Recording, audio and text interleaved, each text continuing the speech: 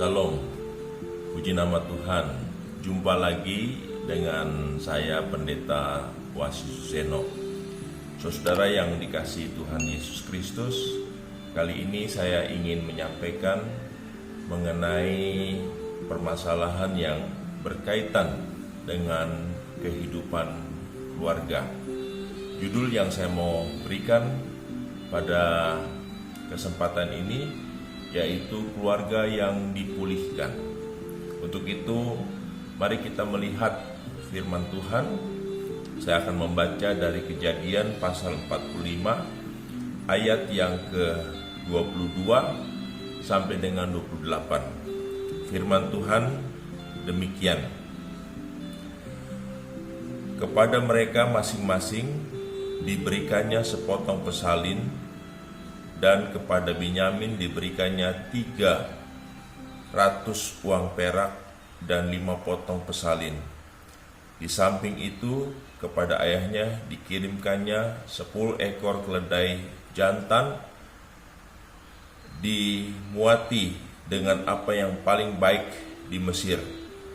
Lagi pula 10 ekor keledai betina dimuat dengan gandum dan roti dan makanannya untuk ayahnya dalam perjalanan.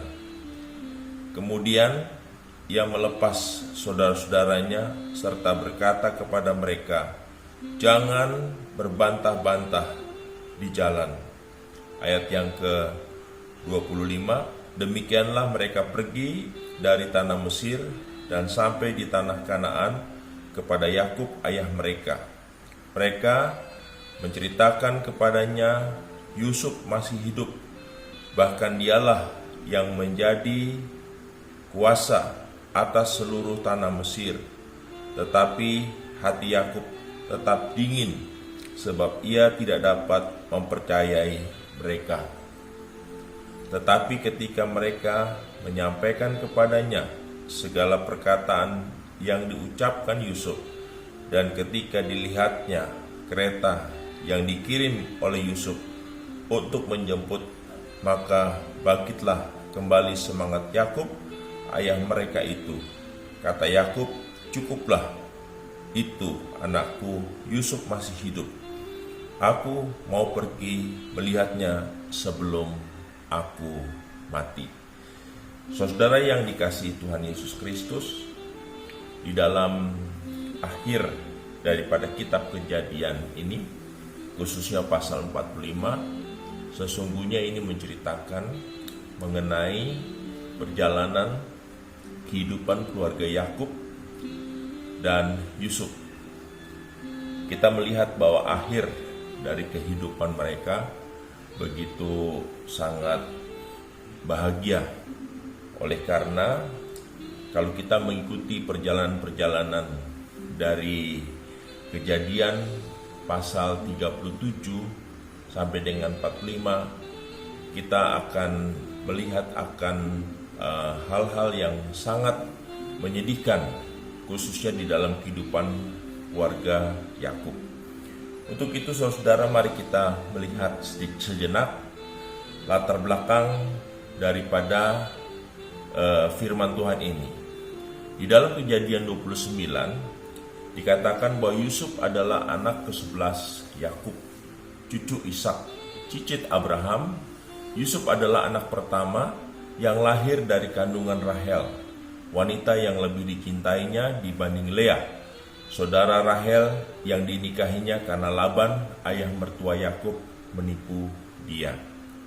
Jadi saudara, Yusuf adalah anak dari Yakub, anak yang ke-11, dan Yusuf dengan saudara-saudaranya berbeda dengan berbeda ibu, karena Yusuf lahir dari rahim Rahel, wanita yang dikasihi oleh Yakub, sedangkan saudaranya lahir dari Leah. Nah, permasalahan muncul saudara ketika Yusuf lebih cenderung mengasihi Rahel. Akibatnya di dalam Kejadian 29 ayat 31 bahwa Rahel dikatakan sempat mandul, dan ini adalah kaitan dengan tindakan Yakub yang lebih mencintai Lea. Sehingga selama 14 tahun Rahel tidak melahirkan anak. Tetapi di dalam Kejadian 30 ayat 24 dikatakan di sini, pada akhirnya Tuhan mengizinkan Rahel mengandung setelah penantian lama dan melahirkan Yusuf, yang artinya pengganda, karena berharap Tuhan menambahkan anak laki-laki baginya. Nah, saudara yang dikasih Tuhan, bahwa Rahel mengandung oleh karena Tuhan mendengar doa yang dipanjatkan oleh Yakub, sehingga pada akhirnya Tuhan membuka kandungannya setelah 14 tahun. Lalu kita melihat sekarang bagaimana keluarga Yakub mengalami disfungsi, atau keluarga yang anggota keluarganya, ayah, istri maupun anak, tidak melakukan berperan sebagaimana semestinya di dalam kehidupan keluarga yang sehat. Kalau kita melihat di dalam Kejadian 37, dikatakan di sini bahwa Yusuf adalah putra Yakub yang ke-11.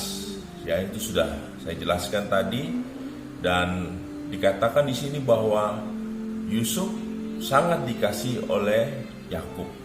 Oleh karena ketika Yusuf lahir itu tidak langsung Rahel mengandung, tetapi ada waktu yang cukup banyak. Akibatnya Yakub lebih mengasihi Yusuf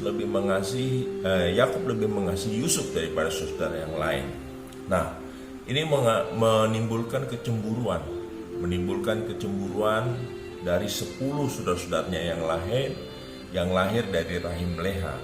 Akibatnya saudara, ketika saudara-saudara laki Yusuf melihat bahwa Yusuf ayahnya lebih mengasihi Yusuf daripada mereka, maka mereka menjadi cemburu dan marah. Sebagaimana pembalasan dendam, mereka ingin melakukan tindakan. Akibatnya kita tahu dalam cerita di dalam kitab Kejadian, bagaimana mereka akhirnya membuat cerita, merekayasa Yusuf seolah-olah Yusuf mati, padahal Yusuf dijual ke pedagang Mesir, yaitu Potifar, tapi sebelumnya dimasukkan ke dalam sumur. Oleh karena ada pertentangan di antara mereka, pada akhirnya Yusuf tidak dibunuh, melainkan dijual ke Potifar, yaitu seorang pedagang yang berasal dari Mesir. Nah, saudara yang dikasihi Tuhan, kalau kita melihat kenapa keluarga Yusuf terjadi disfungsi, yang pertama yaitu karena kurang komunikasi yang baik antara ayah, dalam hal ini Yakub, dengan anak-anak mereka. Pertama, Yakub lebih pilih kasih, ya. Yakub lebih mengasihi Yusuf dibanding dengan 10 kakak-kakaknya. Dan ini menimbulkan kecemburuan oleh karena perhatian Yusuf sebagai seorang ayah perhatian Yakub hanya terarah kepada Yusuf. Dan kita ingat bahwa Yakub juga melakukan dosa kebohongan, yaitu ketidakjujuran. Kita tahu peristiwa bagaimana Yakub berebut hak kesulungan daripada Esau, dan ini merupakan dosa yang sebenarnya terjadi turun-temurun. Nanti di akhir daripada pembahasan ini saya ingin menjelaskan mengenai hal itu. Lalu yang kedua, saudaranya marah, penuh dengan balas dendam, dan dia ingin melakukan tindakan untuk menyingkirkan Yusuf, dan keluarga ini terus-menerus dalam kondisi penuh dengan ketakutan. Nah, saudara lihat bagaimana Alkitab menjelaskan fungsi mengenai keluarga, di mana Kristus sebagai kepala, lalu suami, istri, dan anak-anak. Dan kita melihat di sini, saudara, peran mereka masing-masing. Peran suami melindungi keluarga, memimpin keluarga, mencukupkan segala kebutuhan. Peran istri menciptakan ketenangan, mengajar, merawat. Lalu anak mengasihi orang tua dan menghormati orang tua. Itu fungsinya, dan ini tidak ditemukan dalam kehidupan Yakub. Akibatnya saudara-saudara, akibatnya yaitu Yusuf mengalami tindakan kekerasan, ya, karena Yusuf ingin dibunuh oleh saudara-saudaranya, tetapi tidak jadi, sehingga Yusuf dibuang di sumur lalu dijual oleh para saudagar dan menjadi budak di Mesir. Dan Yusuf mendapatkan perlakuan yang keji. Nah, tetapi saudara-saudara, dalam Kejadian 39 di situ dijelaskan bagaimana Yusuf disertai oleh Tuhan. Dikatakan dalam ayat yang kelima, tangan Tuhan membawa Yusuf sehingga Yusuf berhasil di Mesir. Tuhan membentuk Yusuf menjadi pemimpin, kepanjangan tangan Tuhan untuk memberkati yang lain. Luar biasa, walaupun Yusuf mengalami kehidupan yang berat, tetapi karena Tuhan menyertai Yusuf sehingga pada akhirnya Yusuf selalu berhasil. Nanti kita akan melihat kenapa Tuhan menyertai Yusuf, kenapa Tuhan berkenan kepada Yusuf. Di akhir dari pembahasan ini saya ingin menjelaskan bagaimana Yusuf di dalam kehidupannya sungguh-sungguh dia menjaga kekudusannya, dan dia benar-benar melakukan kehidupan yang benar di hadapan Tuhan. Nah, kalau kita lihat saudara, kenapa Tuhan menyertai Yusuf? Pertama, Yusuf disertai Tuhan karena Yusuf mengikuti jalan-jalan Tuhan, setia. Dia tidak ke kanan dan ke kiri, tetapi dia setia kepada Tuhan.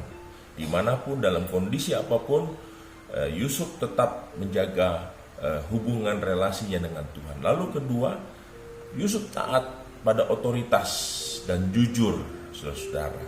Dan ketiga, Yusuf dapat dipercaya. Ini terbukti bagaimana Potifar mempercayakan seluruh apa yang dimilikinya kepada Yusuf, kecuali cuma makannya saja. Dan itu dijelaskan dalam Kejadian 39. Dan Yusuf rendah hati. Lalu yang berikut, Yusuf memiliki moral yang murni. Dia tidak tergoda dengan bujukan rayuan apapun, termasuk dia digoda oleh istri daripada Potifar, tapi dia bisa menjaga dirinya dan juga tekun. Nah, itulah yang menyebabkan kenapa Tuhan menyertai Yusuf.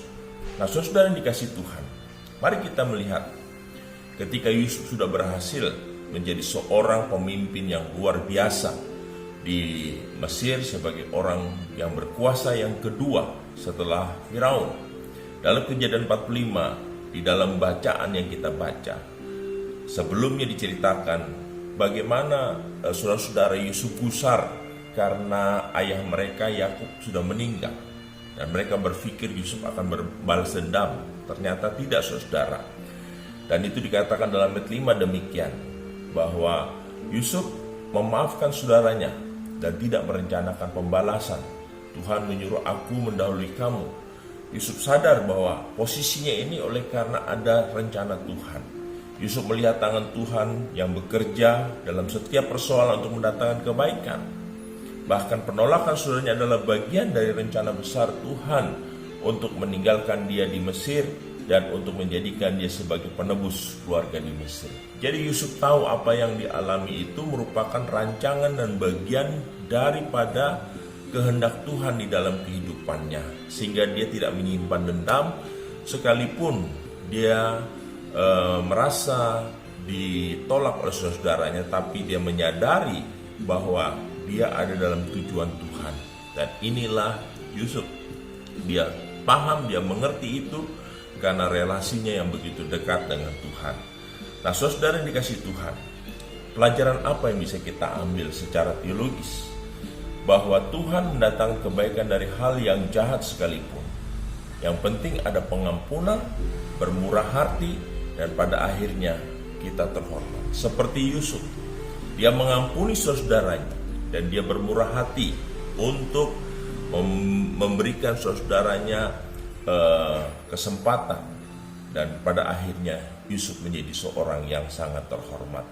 Nah, saudara yang dikasih Tuhan, di sini kita melihat bahwa Yusuf melepas saudaranya pergi. Di dalam ayat 45 ayat 22 sampai 28 dikatakan di situ bahwa Yusuf memberikan bekal untuk supaya orang tuanya Yakub percaya, karena dijelaskan di dalam perikop itu bagaimana Yakub hatinya dingin dia tidak mempercaya lagi saudara-saudara Yusuf. Tetapi karena dilihat bahwa mereka datang dari Mesir dengan membawa atribut-atribut kerajaan, kereta kerajaan, dan semua materi, uang, perak, sehingga pada akhirnya Yakub percaya bahwa semua itu diberikan oleh Yusuf, dan Yakub akhirnya pergi. Dan inilah akhir dari sukacita, ending yang terjadi di dalam kehidupan Yakub. Nah, saudara yang dikasihi Tuhan, kita melihat di sini mengapa keluarga Yakub yang tadinya mengalami disfungsi pada akhirnya kembali dipulihkan oleh Tuhan. Nah, saudara, jadi di dalam pemulihan keluarga Yakub yang terjadi, di mana ada seseorang yang memulai untuk melakukan satu upaya untuk rekonsiliasi. Dalam hal ini yaitu Yusuf. Apa yang dilakukan oleh Yusuf? Yaitu Yusuf, dia melakukan tindakan yang pertama, yaitu dia mengampuni saudaranya. Sekalipun dia mengalami perlakuan yang begitu buruk dari saudaranya, tetapi Yusuf dengan tulus mengampuni mereka semua. Lalu yang kedua, terjadi pertobatan, di mana anak-anak Yakub yang 10 itu kembali memiliki kehidupan yang berbeda. Mereka tidak lagi melakukan tindakan-tindakan yang dilakukan sebelumnya. Ada pertobatan di antara anak-anak Yakub, ya, khususnya saudara-saudara Yusuf, sehingga ini yang luar biasa. Dan yang ketiga, ada penyertaan Tuhan, di mana Tuhan menyertai Yusuf, dan akibatnya Yakub dan anak-anaknya juga mengalami kasih Tuhan yang luar biasa. Nah, sekarang saya ingin memperlihatkan kepada saudara mengenai hal yang penting, bagaimana terjadi pemulihan yang luar biasa dalam kehidupan satu keluarga.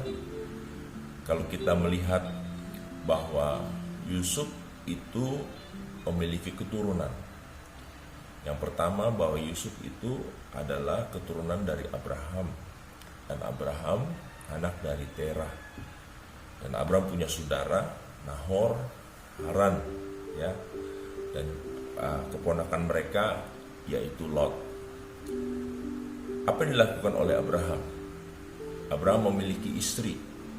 Kalau kita lihat di dalam Kejadian 12 ayat 10 sampai 20, Kejadian 20 ayat 1 sampai 18. Di situ diceritakan bagaimana Abraham melakukan tindakan dosa berbohong dengan mengatakan bahwa istrinya itu Sarah adalah adiknya, sampai pada akhirnya ketahuan dan Abraham diusir. Dan dosa ini rupanya terus berlanjut, saudara, ya, berlanjut, dan Abraham akhirnya menikah dengan Hagar dan melahirkan Ismail, dan itu dapat dilihat dalam Kejadian 25. Dan di sini keluarga mulai mengalami permasalahan. Kalau kita lihat Ishak juga melakukan hal yang sama, yaitu dosa berbohong karena takut. Dan ini sebenarnya juga dosa yang sama yang dilakukan oleh Abraham, ya. Itu dapat kita baca dalam Kejadian 26 ayat 6 dan 11. Ishak melakukan dosa yang sama, yaitu dosa kebohongan. Dan kebohongan melahirkan kebohongan, dan pada akhirnya kebohongan itu semakin luar biasa. Dalam Kejadian 27, bagaimana Yakub yang memiliki istri Lea dan Rahel dibohongi oleh 10 anak mereka. Ya, itu dalam Kejadian 37 ayat 31 dan 36. Bagaimana ayah mereka, ya, dibohongi karena mereka takut akan perbuatan mereka yang menjual Yusuf. Dan itu terus menerus, saudara. Dan akibatnya di dalam kehidupan keluarga Yakub mengalami disfungsi. Tetapi apa yang terjadi kalau kita baca di dalam Kejadian 37 ayat 2, 39 ayat 6 dan 10, di sini Yusuf dia melakukan tindakan yang benar, yaitu dia memutuskan dosa kebohongan itu. Dan Yusuf pada akhirnya menjadi orang yang dapat memulihkan keluarga Yakub. Di akhir cerita di dalam Kejadian 45 ayat 22 sampai dengan 28 sangat jelas sekali bagaimana keluarga ini dipulihkan oleh Tuhan oleh karena Yusuf bertindak benar. Yang pertama, seperti yang dijelaskan tadi dalam bagian yang tadi, yaitu Yusuf melakukan pengampunan, adanya pertobatan dan penyertaan Tuhan. Jadi saudara dikasih Tuhan, keluarga yang dipulihkan yaitu keluarga yang mengalami fungsi yang sebagaimana mestinya, sehingga keluarga itu melakukan satu hal yang menunjukkan apa yang saudara lihat di dalam bagian akhir daripada tayangan ini, di mana Kristus sebagai kepala yang menguasai kehidupan keluarga, lalu suami dengan peran masing-masing, istri dengan peran masing-masing, dan anak dengan peran masing-masing. Kiranya saudara-saudara pembahasan ini menolong kita supaya kita memahami bagaimana keluarga kita dapat dipulihkan. Mari kita berdoa. Tuhan Yesus, kami bersyukur, berterima kasih karena kami sudah mendengar firman Tuhan, bagaimana keluarga yang dapat dipulihkan. Belajar dari kehidupan keluarga Yakub, di mana ada anak mereka yang bernama Yusuf, yang benar-benar dapat mengembalikan keluarga ini untuk mengalami pemulihan. Karena ada tindakan-tindakan yang diambil. Yang pertama, yaitu bagaimana Yusuf mengampuni, ada pengampunan di dalam keluarga, pengampunan kunci untuk bisa terjadinya pemulihan. Setelah itu, bagaimana kita melihat bahwa adanya pertobatan dari saudara-saudari Yusuf, dan yang paling penting yaitu penyertaan Tuhan dalam kehidupan keluarga ini. 3 hal itu Tuhan yang kami rindukan, supaya keluarga-keluarga kami yang saat ini mengalami disfungsi, yang saat ini tidak harmonis, yang saat ini mengalami permasalahan, apabila kami melakukan 3 hal, yaitu adanya pengampunan, pertobatan, dan penyertaan Tuhan, maka kami akan mengalami keluarga yang dipulihkan. Untuk itu Tuhan tolong kami semua. Terima kasih untuk kebenaran firman-Mu. Dalam nama Tuhan Yesus kami berdoa. Amin.